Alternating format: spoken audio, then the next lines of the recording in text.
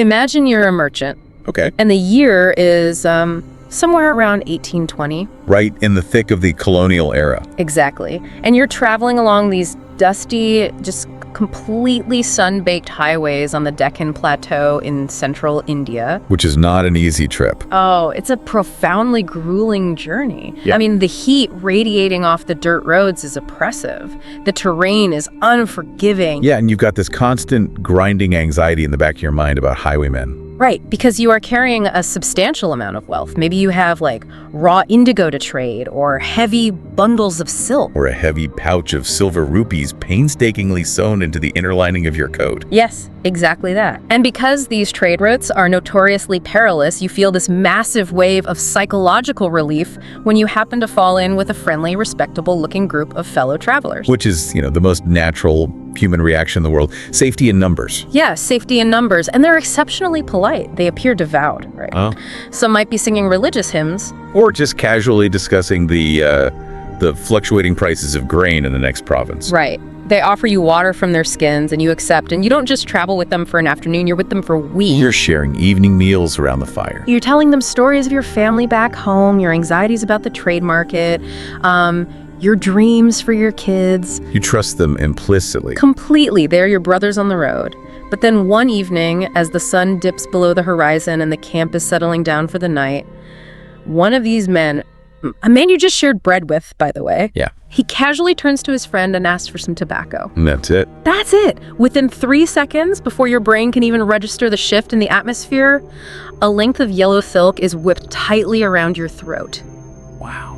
You have just met the Thuggee, and, well, you are never going home. Yeah. That terrifying scenario is not just some ghost story meant to frighten children. It was a very real, very lethal reality that completely paralyzed India's trade routes. And as we dig into the historical records today for this deep dive, we're going to see how that very specific nightmare birthed the entire foundation of modern intelligence-led policing. It really did. We have a massive stack of sources on the table for you today.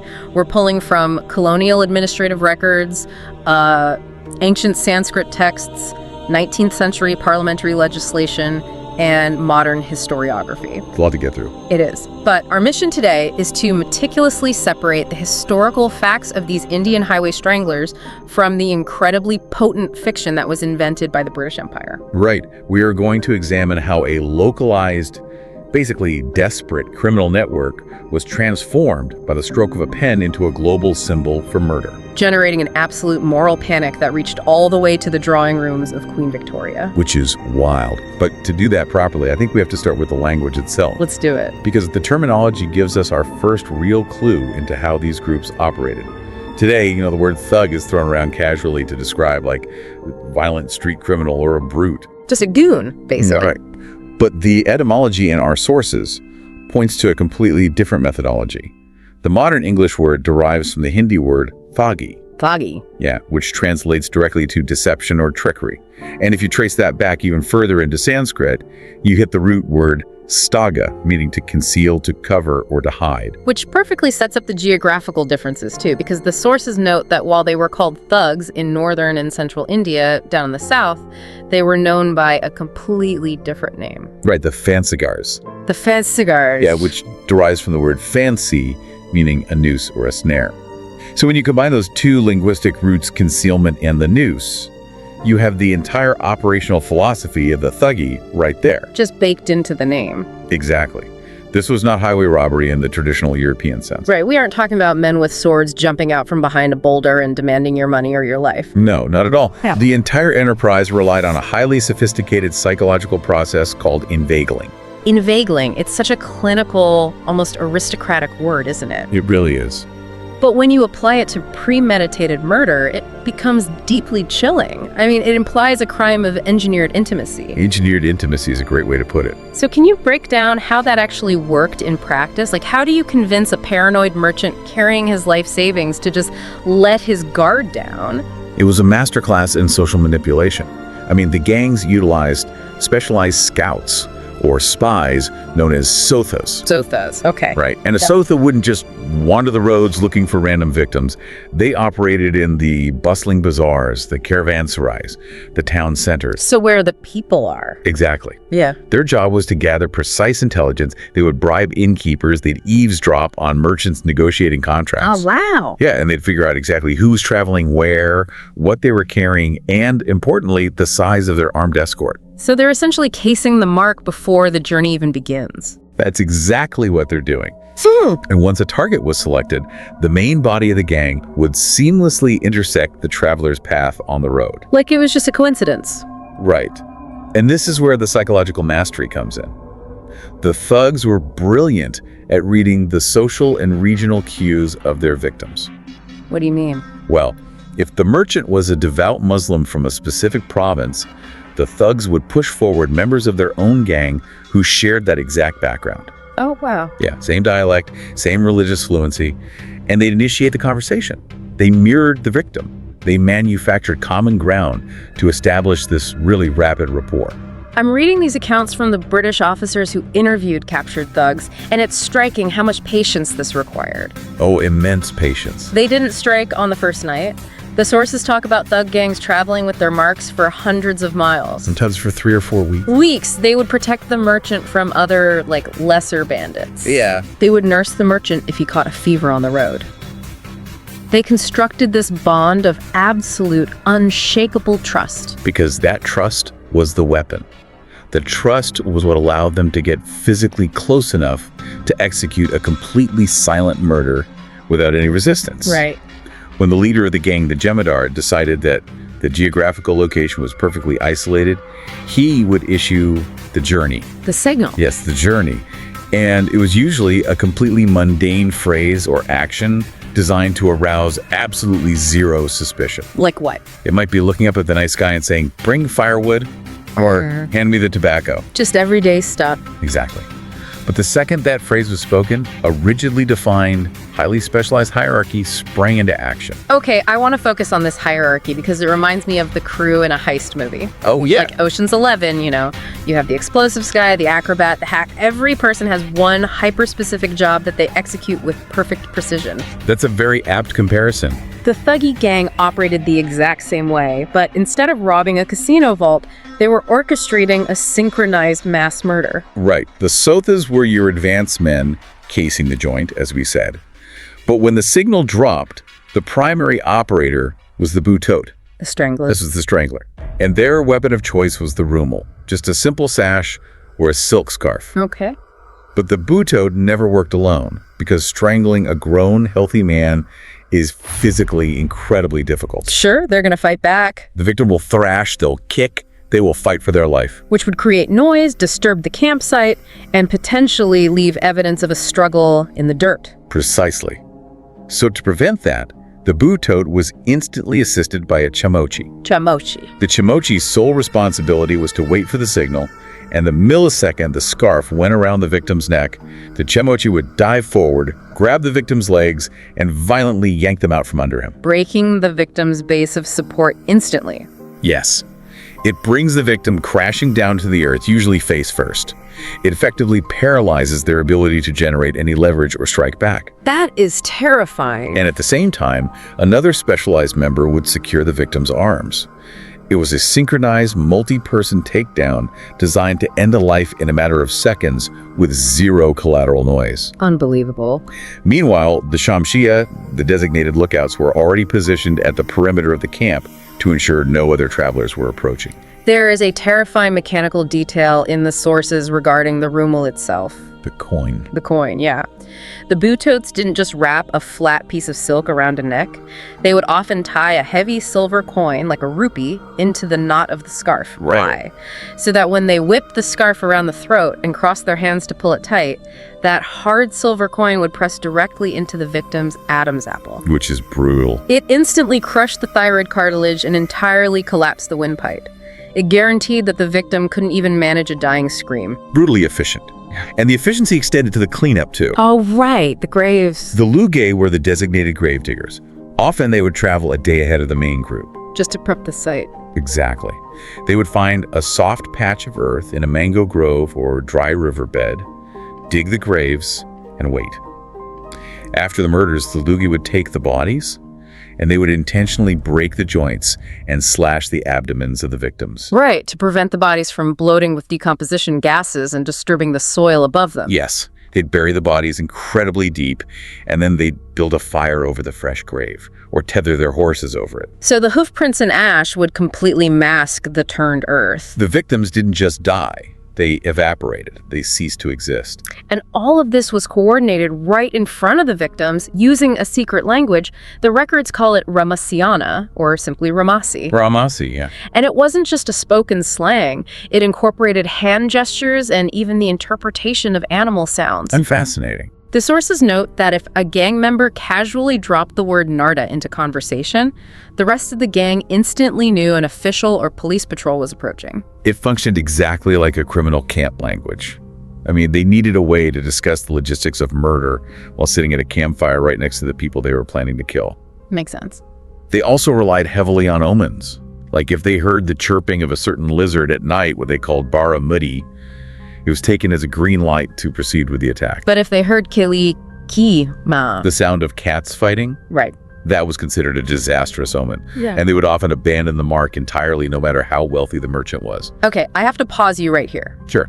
Because reading all these hyper-specific details compiled by 19th century British officers, the Buto, the Chimochi, the Luge, the secret lizard omens, it triggers my skepticism.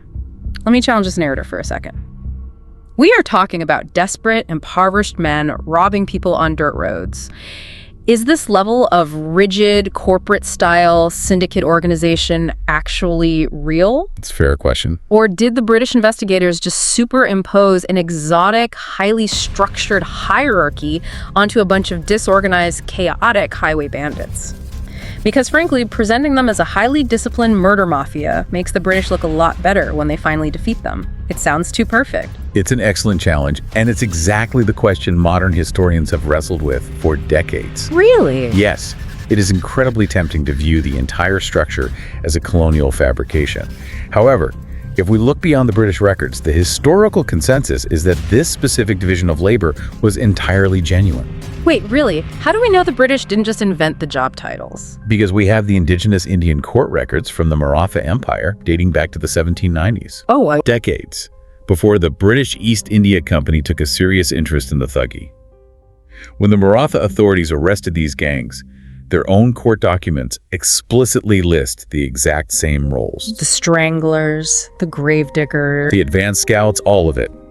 The terminology and the specialized hierarchy existed long before a British officer ever wrote it down. These were genuine, highly evolved survival tactics developed over generations of highway robbery. Okay, so the structure was real. The structure was real, however, the British fundamentally fabricated the motive behind that structure.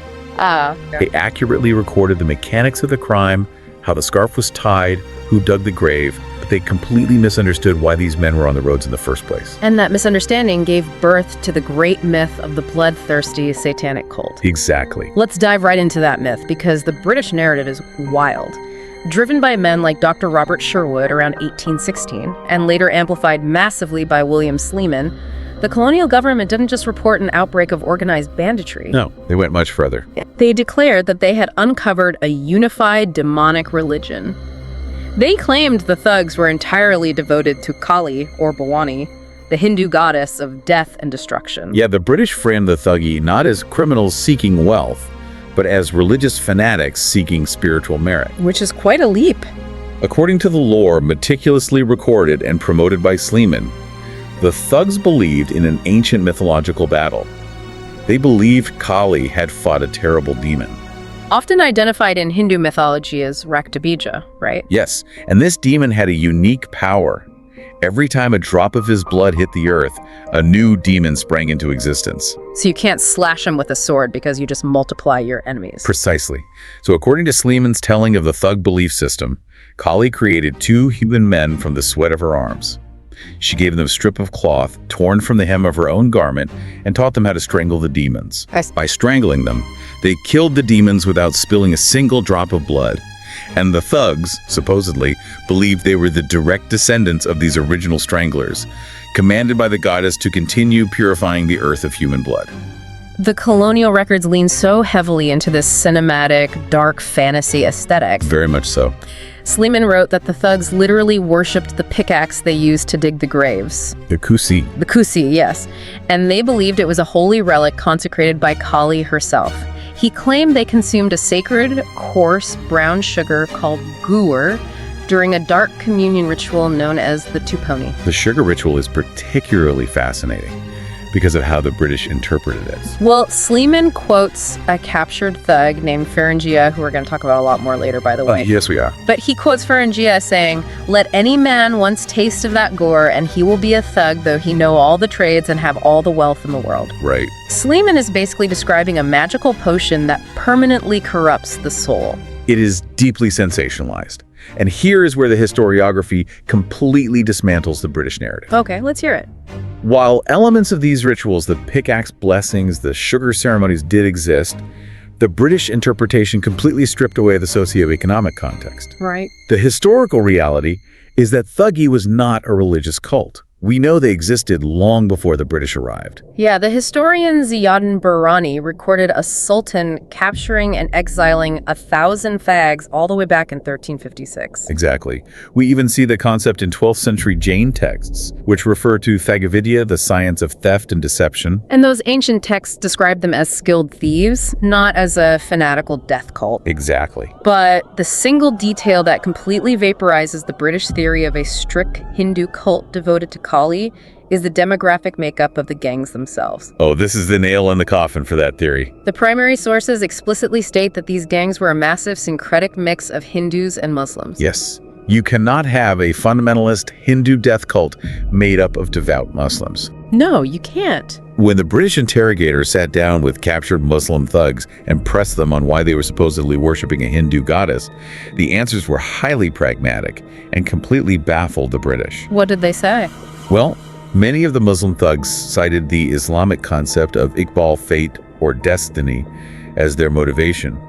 If a merchant died on the road, it was the will of Allah, not Kali. How did they explain the rituals then? The pickaxe and the omens? They viewed Kali not as a supreme divine deity, but simply as a localized patron saint of their specific violent trade. Like a mascot, almost. Kind of, yeah. In India at that time, especially among the lower classes and marginalized communities, religious syncretism was incredibly common. You shared the rituals of the people you worked with. It makes complete sense. If you are a Muslim man engaging in highly dangerous, illegal work with a group of Hindu men, you participate in their pre-game rituals to build camaraderie. It's like a baseball team having a specific handshake or tapping a sign before leaving the locker room.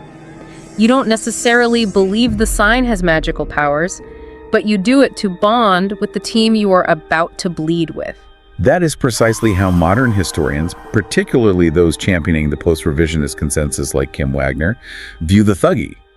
They were engaging in social banditry. Let's focus on that term, social banditry, because it grounds this whole story in economics rather than mythology. It really does. When you look at the timeline, the explosion of Thuggee activity corresponds perfectly with the collapse of the Mughal Empire and the aggressive military expansion of the British East India Company. Right. As the old empires fractured and fought grueling wars like the Maratha Wars, the traditional economy of rural and central India was utterly devastated. Completely wiped out. You suddenly had tens of thousands of unemployed, demobilized soldiers. You had local militias that had been disbanded. You had peasants whose crops had been burned by passing armies or heavily taxed by the British. So you have a massive population of men who know how to use violence, who have zero economic prospects, and who are desperately trying to feed their families. Yes. They didn't turn to the roads because a goddess whispered in their ear. They turned to the roads because it was the only economy left. And the religious rituals they performed were not the underlying reason they killed. The rituals were a bonding mechanism to enforce discipline and solidarity among disparate groups of desperate men. You know, the British obsession with framing this as a demonic cult reminds me so much of modern true crime phenomena, or specifically the satanic panic that swept the United States in the 1980s. Oh, that's a brilliant comparison. During the 80s, you had massive economic anxiety, the breakdown of traditional family structures, and the rise of dual-income households where kids were left at daycares. Right. And instead of dealing with those complex societal shifts, people decided that underground satanic cults were sacrificing children in the woods. It was his... Society always prefers the terrifying glamour of an evil cult over the mundane, depressing reality of systemic economic failure. It's much more thrilling to declare we are fighting demons than it is to admit our economic policies have created mass desperation. That analogy strikes at the very heart of the colonial mindset. The British East India Company was actively extracting wealth from the subcontinent, destabilizing local rulers, and destroying traditional economies. Yeah. Acknowledging that the highway violence was a direct result of that economic devastation would require the British to accept responsibility. Which brings up a cynical question. Okay. Did men like William Sleeman actually believe the call narrative, or did they deliberately, consciously invent it to justify their military expansion and secure their own power? I mean, if you convince the public back in London that you are fighting an ancient, blood-drinking cult of assassins, nobody is going to audit your military budget, and nobody is going to question the draconian laws you pass. It is a phenomenal question. And reading Sleeman's personal journals and reports, it appears he genuinely believed he was unearthing a dark spiritual conspiracy. Really? Yeah, he fancied himself a grand detective fighting a holy war. But regardless of his personal sincerity, the colonial government as an institution absolutely weaponized that narrative. Oh, for sure. They used the myth of the cult to grant themselves unprecedented legal and policing powers. And in doing so, Sleeman effectively birthed the architecture of modern surveillance and intelligence-led policing. So let's talk about the actual campaign against them. Because while the motive was exaggerated into mythology, the bodies left in the dirt were very real. Very real. The scale of the violence was catastrophic. The sources pinpoint a specific moment of terrifying clarity for the British around 1808 or 1809 in the Etowah district. Yes. Up until that point, the British just assumed travelers were getting lost or succumbing to disease. Right, it's a harsh country. But in Etowah, they started pulling bodies out of local wells. 60 corpses were recovered in a very short period. 60.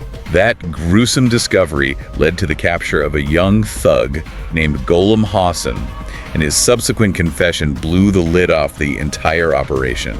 The British suddenly realized they are sitting on top of a highly organized subterranean criminal network that spans the entire subcontinent. Right. And they realized that their traditional methods of law enforcement are completely useless. Completely useless. Yeah. I mean, the standard British response to highway crime was to send armed military patrols marching up and down the trade routes. Show of force. Exactly. But the thugs didn't wear uniforms. They didn't fly a pirate flag. They looked exactly like ordinary merchants, pilgrims, or soldiers returning home. Yeah, so what does a patrol even do? Nothing. If a British cavalry patrol approached, the thugs simply stepped to the side of the road, bowed respectfully, and waited for the soldiers to pass before strangling their victims. Wow. You cannot arrest an enemy you cannot identify. This is where William Sleeman steps in and completely changes the game. He realizes that you can't fight a secret society with broadswords. You have to fight them with secrets. Yes. He initiates what becomes known as the approver system. The approver system was Sleeman's tactical masterpiece. When the British captured a thug, particularly a high-ranking jemadar or leader, they didn't immediately execute them. Right. They offered them a very specific, very ruthless deal. They offered the man his life, and they offered to protect him and his family from reprisal in a specially constructed, heavily guarded prison complex in Jabalpur. But the price of that protection was total, absolute betrayal of the entire network. Yes. The captive had to become an approver and informant. It's exactly the mechanism of modern federal RICO cases in the United States. Totally. When prosecutors want to take down an organized crime family, they don't go after the street-level soldiers.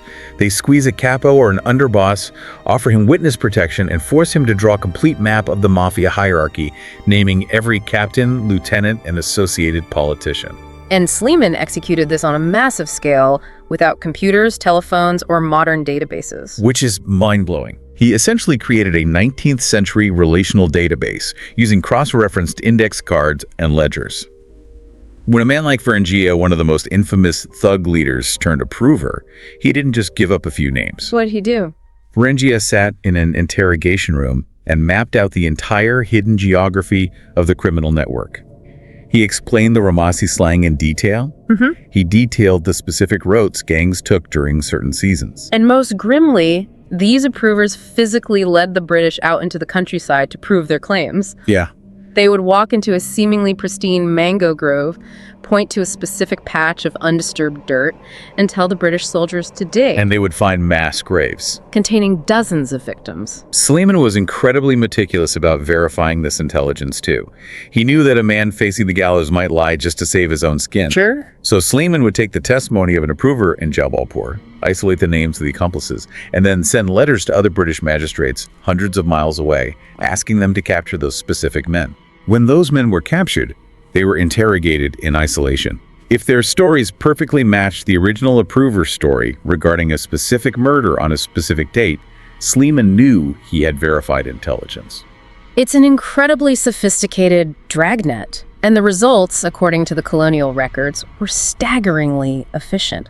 By mapping these connections and using a cascading web of informants where one captured thug gave up 10, and those 10 gave up 100.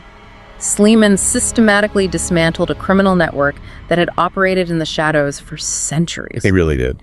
The sources state that over 1,500 thugs were arrested and tried. Of those, over 1,400 were either hanged or sentenced to transportation. Transportation meaning they were exiled to penal colonies, often in places like the Andaman Islands or Penang, for the remainder of their natural lives. Within a decade, the major trade routes were effectively cleared. Okay, I need to interrogate the numbers you just mentioned. Let's do it. Because the body counts attached to the Thuggee in British literature are legendary, and honestly, they strain credulity. Later British authors, including Sleeman's own grandson writing in the 1930s, claimed the thugs killed a staggering 2 million people over 600 years. 2 million. And then there is the legendary figure of Thug Behram, who was actually cited in the Guinness Book of World Records as having personally strangled 931 people. I am so glad you brought up Behram because he is the perfect case study in how colonial propaganda distorts historical data. Because if you take a starving, illiterate man, put him in a dungeon, show him a noose, and tell him his only chance at survival is to give you a spectacular story and name hundreds of victims to prove how valuable he is as an informant, isn't he highly incentivized to wildly exaggerate his own crime? Absolutely. The confession becomes a performance for survival.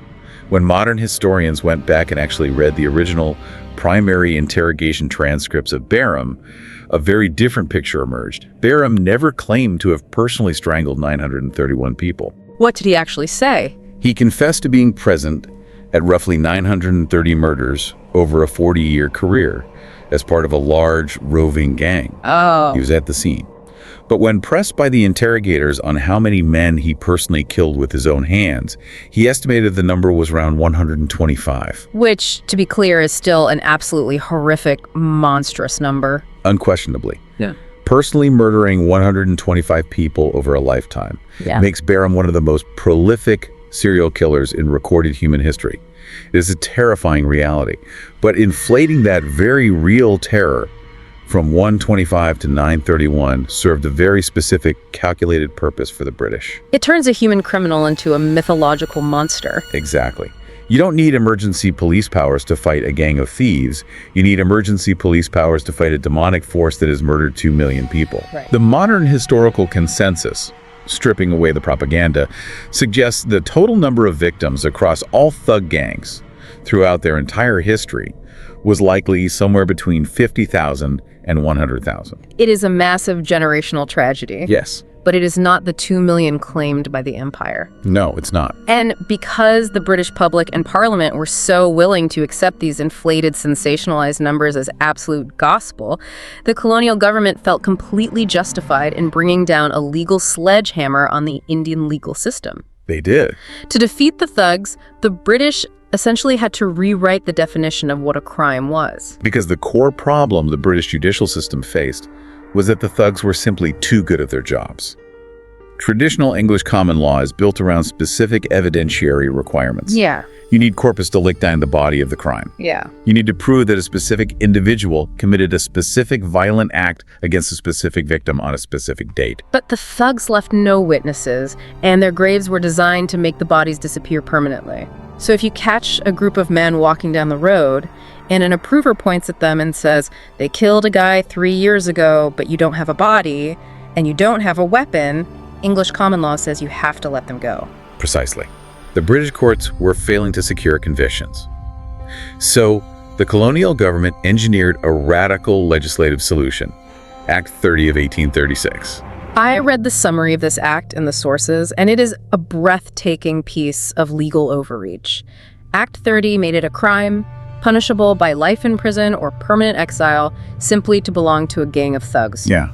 The prosecution no longer had to prove you ever murdered anyone. They didn't even have to prove you ever robbed anyone. They just had to prove you were associated with the group. It was the invention of guilt by association on a massive industrialized scale. If an approver testified that you occasionally ate dinner with a gang or that you were related to a known thug, that was sufficient evidence to send you to a penal colony for the rest of your life. The act also targeted the indigenous legal structures, didn't it? The sources mention the removal of the futwas? Yes, that is a critical detail. Prior to this, the British East India Company operated under a dual legal system in many areas, incorporating local Islamic law. Okay. Trials involving capital offenses required the input of local Muslim law officers, who issued fatwas legal opinions, weighing in on the evidence and the proposed sentence. Yeah. Act 30 explicitly stripped these local officers of their authority in Thuggee cases. It completely swept away indigenous judicial oversight, cementing absolute, unchallenged British legal supremacy over the subcontinent. A single British judge could now condemn a man based entirely on the uncorroborated word of a criminal informant. And the British didn't just stop at the men they convicted. The paranoia regarding the Thuggee was so deep that they extended this carceral logic to the wives and children of the approvers. Yeah. The sources extensively detail these institutions in Jabalpur called schools of industry. The schools of industry represent one of the darkest ideological shifts in the British colonial mindset. The British had convinced themselves that Thuggee was not a product of economic desperation, but rather a hereditary biological trait. They began to view crime as a pathogen carried in the bloodline. So if your father was a thug, you were biologically predestined to become a strangler, regardless of your environment. That was the belief. So the British forced the approvers, along with their wives and their children, into these massive walled compounds in Jabalpur. Wow. They were essentially concentration camps designed for social re-engineering. The inmates were heavily surveilled and forced into hard labor, primarily weaving carpets and manufacturing tents for the colonial government. And they couldn't leave. No. The British strictly controlled their movements and closely monitored their reproduction, attempting to breed the supposed criminality out of the next generation through exhaustive industrial labor. It is quite literally the plot of the science fiction movie Minority Report. It really is. You are constructing a society where you punish people, including children, not for any crime they have actually committed, but for who the state believes they inherently are. You are arresting them for pre-crime based on their genetics. And this specific framework, the idea that you could legally define an entire demographic or bloodline as inherently criminal, did not end with the thugs. It laid the direct ideological groundwork for one of the most catastrophic pieces of legislation in Indian history, the Criminal Tribes Act of 1871. Explain how that connects, because the sources point to 1871 as a massive turning point. The British took the legal logic they developed against the thugs' guilt by association and biological determinism and expanded it to cover millions of people. Under the Criminal Tribes Act of 1871, the colonial government legally designated dozens of indigenous nomadic groups, pastoralists, and marginalized ethnic communities as born criminals. Law on criminals. Entire communities, from birth, were subjected to constant police surveillance, restricted to specific geographic areas, and subjected to arbitrary arrest simply because of the family they were born into. So I have to ask the ultimate historical question here. Looking at the sheer scale of the surveillance, the suspension of common law, the creation of inherited criminality, did this massive legal sledgehammer actually make India safer? Or did it just give the British East India Company a blank check to aggressively oppress and monitor any indigenous population they deemed inconvenient under the guise of law and order? The historical reality is inherently dual. Did Sleeman's campaign stop the localized threat of highway strangulation? Yeah. Yes, the roads became significantly safer for merchants. Right. However, the mechanism they built to achieve that safety was an apparatus of absolute totalitarian control. They sacrificed the civil liberties of millions of indigenous people to secure the trade routes that the British themselves were exploiting for profit. And what's truly bizarre, almost surreal about this entire history is that while this incredibly grim, oppressive, generationally devastating legal machinery was grinding down populations in India, the myth of the Thuggee was simultaneously traveling back across the ocean to England and morphing into blockbuster pop culture entertainment. The Victorian public's reaction to the Thuggee is a fascinating study in imperial psychology. They lost their collective minds. The thug became the ultimate exotic villain of the 19th century. The primary catalyst for this was a novel, right? The sources highlight a book published in 1839 by a colonial administrator named Philip Meadows Taylor. Yes, Confessions of a Thug. It was presented as a novel, but it drew heavily on Sleeman's reports and Taylor's own interviews with approvers. It was a massive runaway literary phenomenon. Like a blockbuster. It was the Victorian equivalent of a true crime blockbuster podcast today. Queen Victoria herself was so absolutely obsessed with the subject matter that she demanded her publishers send her the uncorrected proof copies before the book was even officially printed so she could read it faster. The literary panic wasn't just contained to Britain either. The French writer Eugene Sue published a wildly popular serial novel called The Wandering Jew a few years later. Yeah. And he introduced a new, terrifying twist to the trope. The idea of the Indian thug fleeing the subcontinent, infiltrating the civilized capitals of Europe, and wreaking havoc in Western cities. Which leads directly to the Great London Garrotting Panic of 1856. This detail is incredible. So in 1856, London experiences a perceived surge in street muggings. Criminals are coming up behind gentlemen in the London fog, throwing an arm around their neck, choking them out, and stealing their pocket watches. A very standard, albeit violent, street crime. Exactly. But instead of looking at the crushing poverty of the London slums or the lack of social safety nets, the Victorian public immediately blames Indian thugs. The media frenzy was absolute. The newspapers explicitly linked the London muggers to the Thuggee cult, and the panic reached such an absurd fever pitch that it centered on a museum exhibit. Oh, the clay models. Yes. The British Museum had a collection of small clay models on display created by Indian artisans that depicted thugs executing a murder on a highway. And the chaplain of Newgate Prison literally went to the press and stated on the record that these little clay statues were inspiring local illiterate English thieves to learn the dark arts of Indian strangulation. Hilarious. The moral panic became so intense that the administrators of the British Museum actually caved to the pressure and hid the clay models away in a private locked room so the public couldn't see them. It is completely irrational on the surface, but if we analyze the psychology of the Victorian era, it makes perfect sense. Yeah. This literary and cultural phenomenon coincided with rising, very real political tensions in India. Okay. The British were acutely aware that their grip on the subcontinent was fragile, a reality made violently clear by the Indian Rebellion of 1857. And later you had legislative battles like the Ilbert Bill controversy of 1883. Break down the Ilbert Bill, because that seems like a major psychological trigger for the British. The Ilbert Bill was a proposed legislative measure in India that would have allowed senior Indian judges to preside over court cases involving British subjects. Up until that point, a white British citizen in India could only be tried by a white British judge. And the British expatriates absolutely hated the idea of being judged by the people they had colonized. They despised it. It provoked a massive racist backlash. They were deeply, fundamentally anxious about losing their absolute authority. They were terrified that the colonized subjects were learning the master's laws, mastering their systems, and preparing to outsmart them legally and politically. So this Victorian fiction that emerges in this era, stories by writers like Arthur Conan Doyle and Stuart C. Cumberland, they are writing stories where Indian thugs infiltrate London. Yes. The thugs are often disguised as highly refined, articulate law students studying at Oxford or Cambridge, but secretly they are plotting to murder British citizens in their own beds.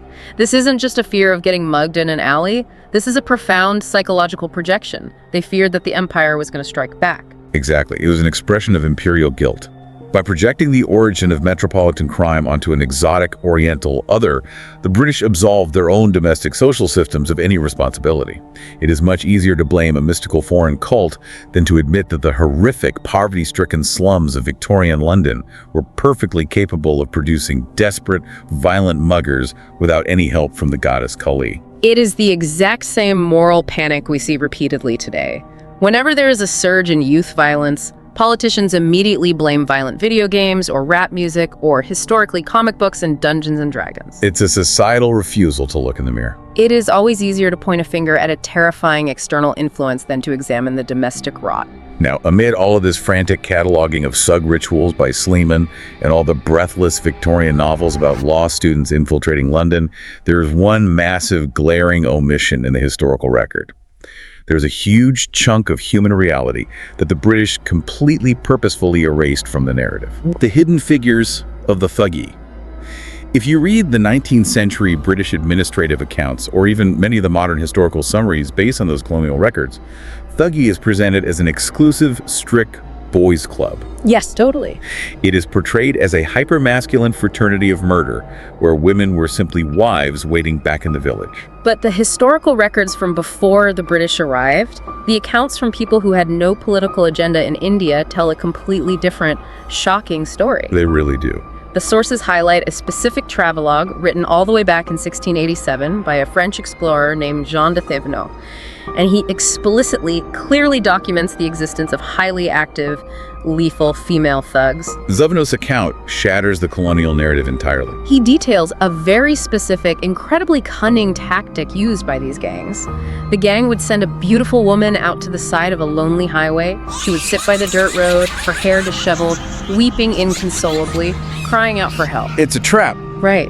When a wealthy armed traveler rode by, his chivalric instincts would kick in. He would stop his horse, dismount, and ask how he could help. She would beg him for a ride to the next town. And the moment the traveler leaned down and pulled her up onto the saddle behind him, she would instantly whip a snare around his neck from behind and strangle him herself. Or hold him locked in place until the men hiding in the bushes rushed out to finish the job. It is a devastatingly effective tactic that weaponizes the social expectations of gender against the victim. And yet, when William Sleeman and the British colonial officers compiled their massive encyclopedias of Thuggee operations, detailing every single lizard sound and grave digging technique, the reality of the female thug completely vanished. They were written out of existence. But what is truly bizarre is how the Victorian fiction writers handled the concept of gender. This is perhaps the most twisted part of the entire deep dive. The Victorian writers completely ignored the existence of real Indian female thugs, but they simultaneously started writing best-selling stories about white women becoming thugs. Oh, right. The sources mention a character named Olga in a novel called Cayley's Shrine, and a character named Miss Warrender in Arthur Conan Doyle's story, Uncle Jeremy's Household. These were British or Eurasian women who were supposedly infected by the cult's dark magic and turned into ruthless stranglers. We have to ask why.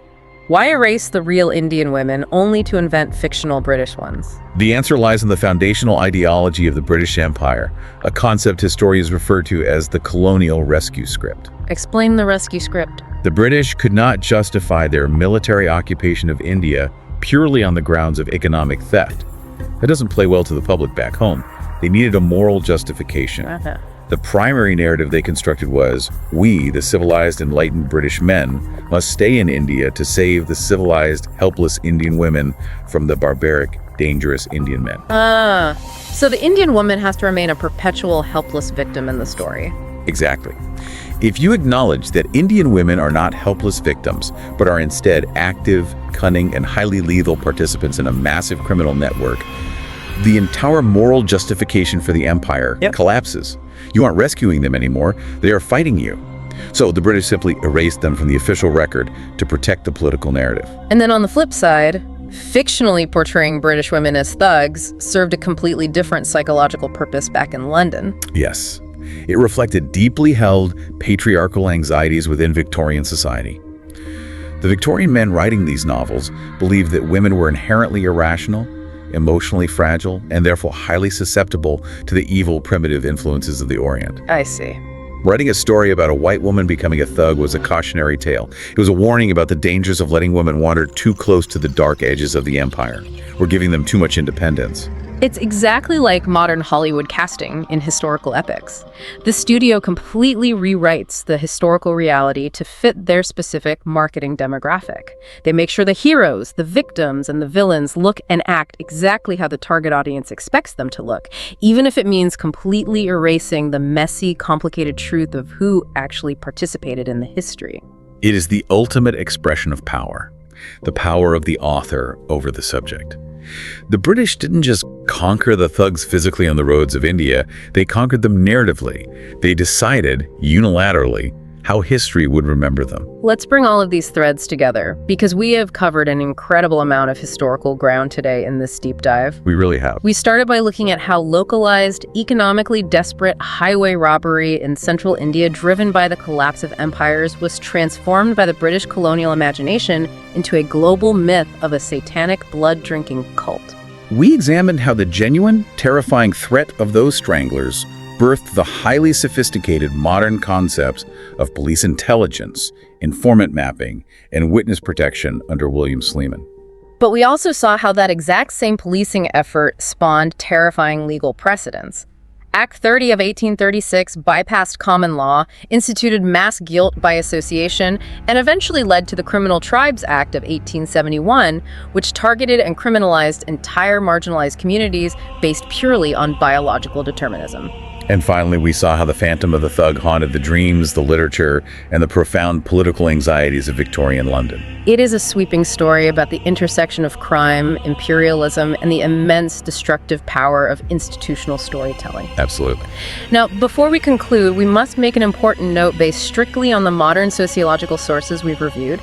The texts explicitly indicate that the legacy of these colonial laws did not simply evaporate when the British left India in 1947. No, they didn't. The Habitual Offenders Act of 1952, which replaced the Colonial Criminal Tribes Act, continues to disproportionately affect marginalized and nomadic groups in India today, showing the long tail of colonial legislation.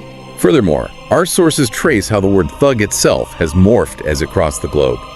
Today, particularly in the context of the United States, multiple linguistic scholars note that the term is frequently weaponized in media and politics as a pejorative label, often aimed specifically at underprivileged communities and colored dissenters to strip them of political legitimacy. Right. And to be clear, we are simply reporting the linguistic evolution detailed in the academic texts, but it serves as a stark demonstration of how language carries immense, enduring historical weight across centuries. Which perfectly leads us to our final thought.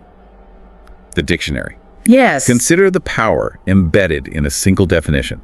The word thug started as a simple functional Hindi word for a trickster or a deceiver, but it was weaponized by an empire to describe an organized demonic cult. That single, heavily curated narrative allowed the British to rewrite the legal code of an entire subcontinent, invent guilt by association, and condemn thousands to penal colonies. Today, it remains a loaded, heavy word. It raises a vital question for all of us as we consume modern media. Who really gets to define what a criminal looks like? And how much of the language we use to describe crime, policing, and justice today was secretly forged in the political anxieties of the 19th century British Empire? Definitely something to mull over. So the next time you find yourself making a new friend on a long journey, sharing personal stories, and feeling that warm, comforting sense of trust, just remember the dusty highways of 19th century India, and maybe, just maybe, keep an eye out for a yellow silk scarf.